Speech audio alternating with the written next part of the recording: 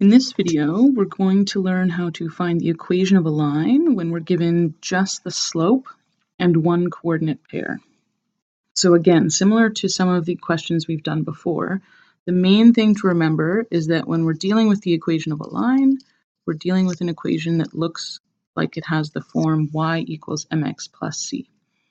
And we're dependent on the two main features of the equation, which are the slope and the y-intercept. So the nice thing about this question is that we already know the slope given in the question, slope of 1/2. So we can substitute that into our equation. So step 1, sub slope into y equals mx plus c.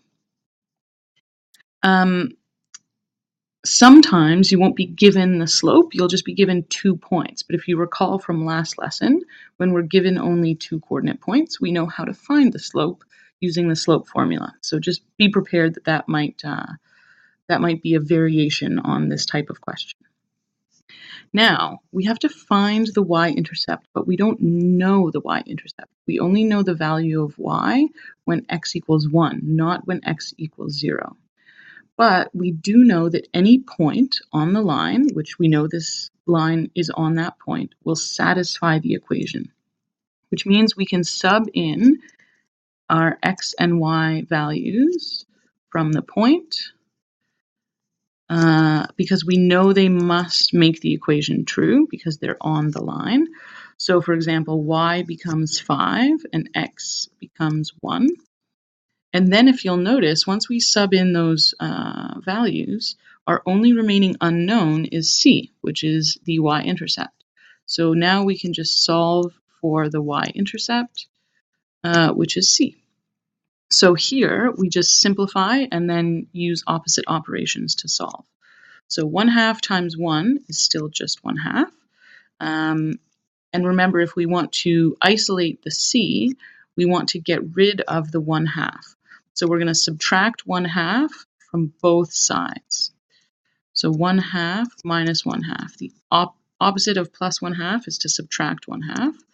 1/2 minus 1/2 is 0, so this side is just c. And then if you remember subtracting fractions from earlier years, you make a common denominator. So 5 is the same as 10 over 2 minus 1 over 2. And sometimes, actually all the time, you want to have your unknown on the left. So I'm just going to swap the sides. So c is equal to 10 minus 1, which is 9 over 2. Now, just because I've found the y-intercept doesn't mean I've found the equation. I have to therefore say the equation of the line is y equals 1/2 x plus 9 over 2. So think back to our problem-solving strategies. We have to make sure we answer the question. The question was asking for the full equation, not just the y-intercept. And that's how you find the equation given the slope and a point.